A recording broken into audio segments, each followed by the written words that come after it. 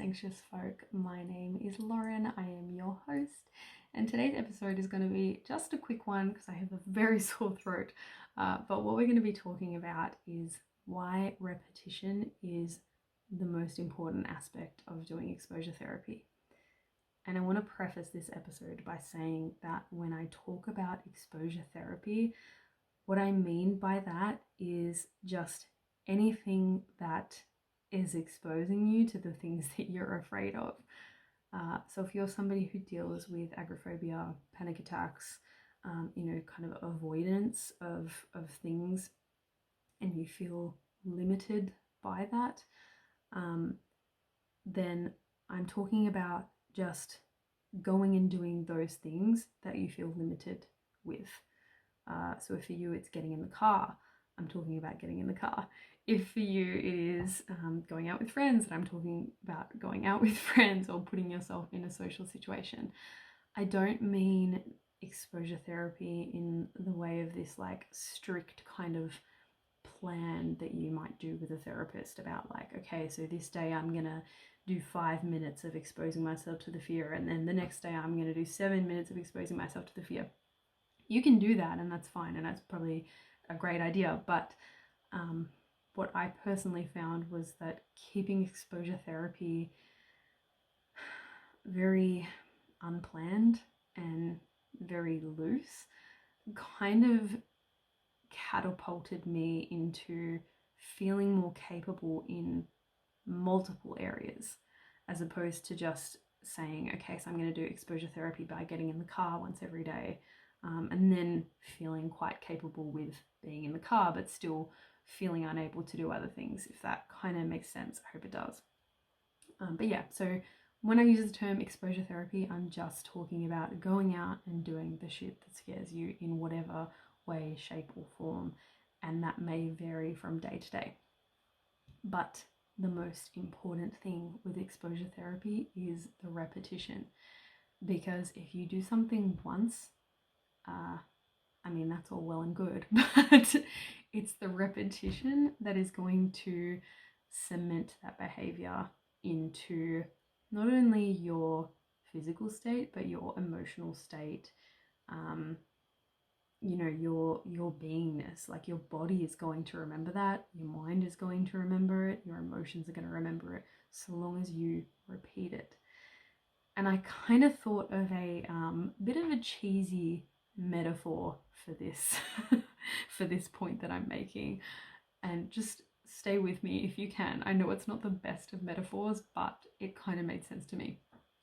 I want you to imagine that you have a blank white wall in your house that you want to fill with color.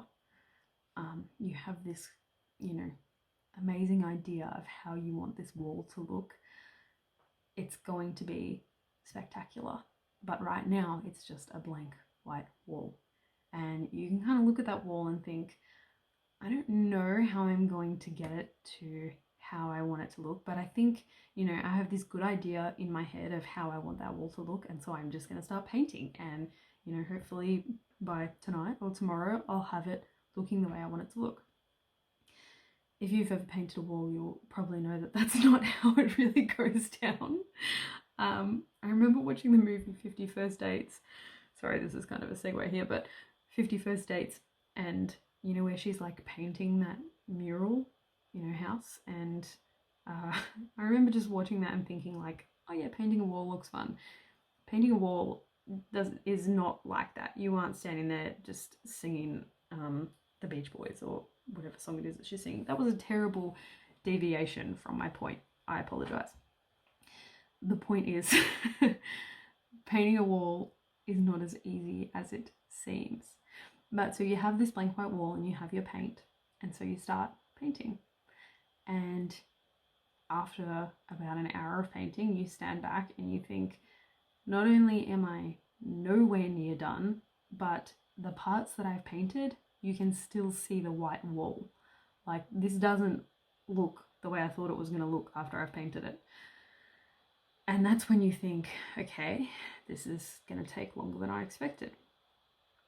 So you keep painting and you keep painting, and then you stand back and you think, I've done all I can do for tonight. I am spent. I am sore. My shoulders are aching. My arms are aching. I am exhausted. I cannot do this anymore. And you look at it and you almost don't want to look at it, because it's like, it doesn't look anything like I thought it was going to look. So you go, you rest, you sleep overnight, and you come back the next day and you're like, okay, today I'm going to get it done. Today I'm going to paint this fucking wall. And so you start painting again. And after a while you stand back and you look, and it doesn't look hugely better. It looks a little bit better, but you can still see the white wall underneath the paint.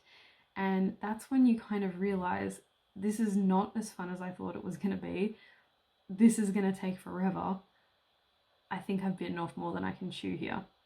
I don't know how I'm going to get this wall to look the way I want it to look. And it's frustrating and it's disheartening, and you just kind of think, what was I thinking when I started doing this? What have I done now? And then it's kind of, you're in that place where it's like, you have to keep painting, but you don't want to keep painting, and you wish you'd never started. But so you go away and you rest and you let the paint dry, and you come back and you do it again the next day, and you keep doing this every day, this rest and then paint and then rest and then paint. And then finally one day you stand back from the wall and you look at it and you think, this looks vivid, this looks bright, this looks colourful, this looks even better than how I wanted it to look. And part of it is because you put so much work into it, and you know that you really had to work quite hard to get it to look that way, and so you appreciate it that much more. But it's just so incredible how colourful that paint looks and how amazing that wall looks. And you stand there and you look at your work and you think, maybe I'll start painting the other walls now. Maybe I'm going to paint them differently. Maybe I'm going to be a bit more playful and creative this time. If you're thinking, where are you going with this wall painting metaphor? Here is where I'm going to get to that. Here is where I was going with that. Doing exposure therapy repeatedly is so much like that, because at the beginning you have this idea of where you want your life to be, and you know that it looks colorful and it looks bright, and it's like, I want to be able to travel, I want to be able to meet a partner, I want to be able to have kids, I want to be able to go to my friend's wedding, I want to be able to do this new job. Like, there are so many things that you want for yourself, and you can see them, but then you think about all the ways in which you're limited, all the ways in which your panic attacks maybe hold you back, or your anxiety holds you back, and that gap between where you are now and where you imagine yourself being, where you want to be, feels enormous. It feels like a gap that you just cannot bridge. And when you start exposure therapy, it's just like that first layer of paint, where it still doesn't look anywhere near the way you thought it would look or the way you wanted it to look. You still panic, you still feel anxious, it feels really hard, and that might be the day where you come away from it and you think, okay, so I have this grand old goal of being able to travel overseas, but I could barely even make it to the grocery store today. And again, that gap between where you are and where you want to be seems enormous, and you think, I'm tired, I'm sore, what have I done? Why did I think I could do this? But if you go away and you rest, and then you go back again the next day and you start another exposure again, you start another layer of paint, it still feels panicky, it still feels anxious, it still feels sore and tiring because you are tired and sore from the day before, but you get that little bit closer. But even then, it's like, it still doesn't look the way I want it to. Like, when is this going to get easier? When am I going to stop panicking all the time? Like, when am I going to be able to go out without freaking out about it, for hours beforehand? Like, when am I going to not feel this way? And I feel like at that point, you kind of feel even further away than when you started, because it's kind of like, back when you were only imagining it, you could kind of think, when I start exposure therapy, I'm going to, I'm going to get better, and I'm going to get better really quickly. I'm going to improve so much, and then, once I start actually doing the hard things, then I'm going to stop feeling so anxious all the time. Then I'm going to stop panicking. But when you get there and the reality isn't exactly like that, it can feel really disheartening, and really disappointing, and it kind of feels like it shatters that illusion of like how you thought life could be possible for you, and that's when you kind of start to beat up on yourself and think like, why did I think that I could ever have those things that I want? What business do I have wanting to travel overseas? I'm always going to feel this fucked up. I'm always going to feel this anxious. Panic is always going to hold me back. What you need to do if you start feeling that way is to rest and go back and do it again the next day. Regroup and go and put that next layer of paint on, and you just keep painting every day. You just keep going out and doing that exposure every day. And like I said, that exposure may vary from day to day. One day you might go out for a walk, the next day you might go and meet a friend, you might go to an exercise class, or you might go for a hike, or just like anything. It doesn't have to be something, like I said, traditionally under the exposure therapy sort of umbrella. You just get out there. Eventually, if you keep up this repetition, it looks the way that you imagined it would look. And the journey to get there didn't feel the way you thought it was going to feel. It wasn't anywhere near as straightforward as you thought it was going to be. It was tiring, it was exhausting at times, it was fun at times, but it took fucking ages, and there were times when you didn't think you were going to be able to do it. But that's why it feels all the more precious, because it's like I learnt so much about myself. I realized that I have the ability to do things that I didn't think I could do. I realized that I have the ability to persevere at things that feel hard. I found out that I actually didn't want to paint that bit purple. I wanted to paint it green. To use my little painting analogy again, but you know what I mean? Like you find out things about yourself that maybe once you thought you wanted, and actually you want something different. But you only got there because you started the journey and you kept it going every single day. And it's really sweet when you get to that place and you're able to stand back and look at your life and go, all those things that once felt so difficult for me, in the beginning of exposure therapy, going out and just going to the grocery store felt awful. Just going out and going for a walk felt awful. Whereas now you can do those things without thinking about it. Like it's just something that is so easy to you. It comes so naturally because you've practiced that repetition of it again and again. And because you've because you've brought it into being, it is now vivid in your life. It is now that color that once, wasn't anywhere near as what you wanted it to look like, but now it is that bright color. Your whole body can feel what it's like to be able to do those things day to day, instead of just imagining what it might be like to do them.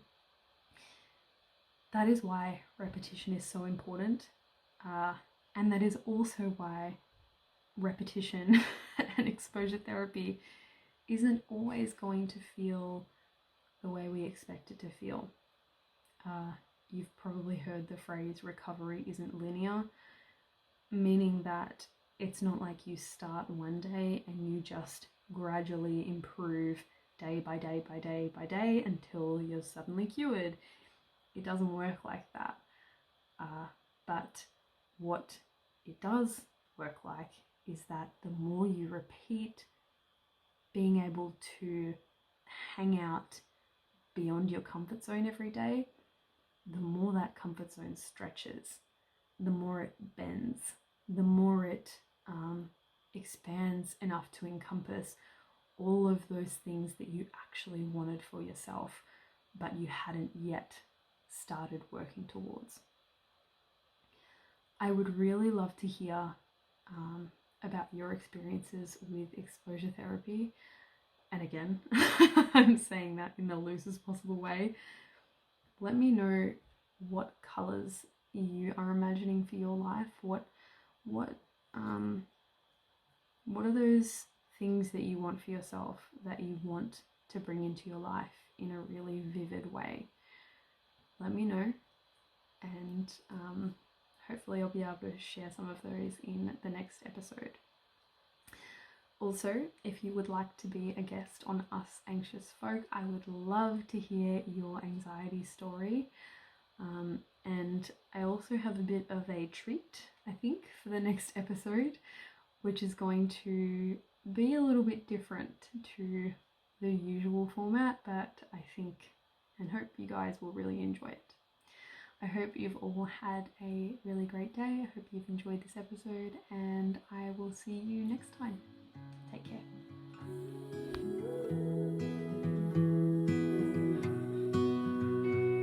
Thank you for listening to the Us Anxious Folk podcast, the podcast for the chronically overwhelmed, perpetually panicked, anxious folk in all of us. If you would like to find more about me, you can find me on YouTube at Lauren Rose or on Instagram at LaurenR_Rose.